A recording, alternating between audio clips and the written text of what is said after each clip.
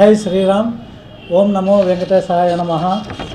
మనము హిందూ ఐక్యత ర్యాలీ అనేది అనంతపురంలో తిరుమల లడ్డు అపవిత్రం చేయడంపై నిరసనగా హిందూ భారీ ఐక్యత ర్యాలీ నిర్వహిస్తున్నాము. అనంతపురం మున్సిపల్ కార్యాలయం నుండి కలెక్టర్ కార్యాలయం వరకు ఒక విజ్ఞాపన పత్రం తీసుకొని మన గవర్నర్ గారికి రిప్రజెంటేటివ్గా కలెక్టర్ గారికి ఇవ్వడమైనది.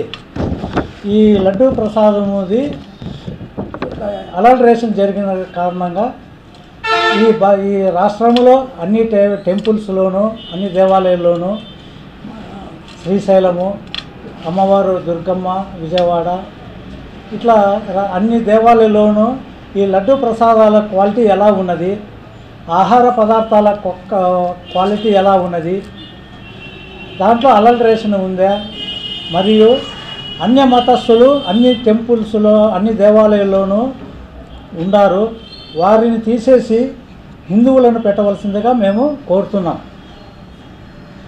తర్వాత ఈ దేవాదాయ శాఖ ఉన్నది, ఈవోలు ఉన్నారు, చైర్మన్లు ఉన్నారు, అందరూ ఏం చేస్తున్నారని నేను అడుగుతున్నా.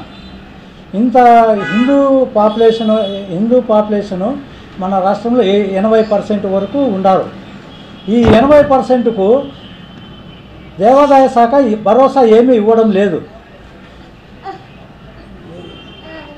ఈ 80% వాళ్ళ గురించి దేవాదాయ శాఖ ఆలోచించవలసిందిగా కోరుతున్నాము.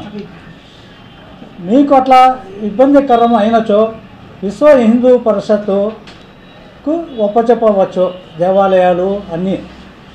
అదే విధముగా గవర్నమెంట్ డబ్బులు ఇతర మతస్థులకు ఎలా ఇస్తున్నదో, ఎంత పర్సెంటేజ్ ఇస్తున్నదో ఆ పర్సెంటేజ్ పరంగా మన హిందువులకు కూడా అదే రకముగా బడ్జెట్ కేటాయించవలెను. తర్వాత ఈ విశ్వ హిందూ పరిషత్తు అడ్మినిస్ట్రేషను పూర్తిగా నిర్వహించగలదు. ఈ అడ్మినిస్ట్రేషన్ నిర్వహించుటకు సూచనలు ఇచ్చుటకు మఠాధిపతులు, స్వాములు, పీఠాధిపతులు అందరూ ఎందరో మహానుభావులు ఉన్నారు మనకు.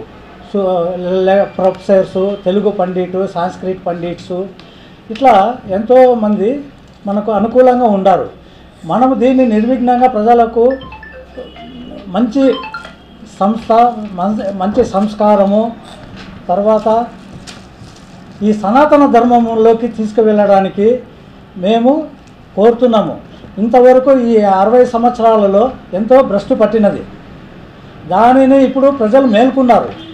ఈ మేల్కొన్న విధంగా ప్రభుత్వం కూడా స్పందించి తగు చర్యలు తీసుకోవాల్సిందిగా కోరుతున్నాము. ప్రస్తుత ప్రభుత్వము ఈ లడ్డు అలల్ట్రేషన్ జరిగిన దానికి ఇంతవరకు ఎవరికి పనిష్మెంట్ ఇవ్వలేదు. ఇప్పటికే 3.5 నెలలు కాలయాపం అయినది. ఇప్పటికైనా స్పందించి వారికి తగిన విధముగా శిక్ష వేయాలని కోరుతున్నాం. అది ఏ ప్రభుత్వమైనా కావచ్చు, కానీ హిందువులకు మనోభావాలు దెబ్బతింటున్నాయి.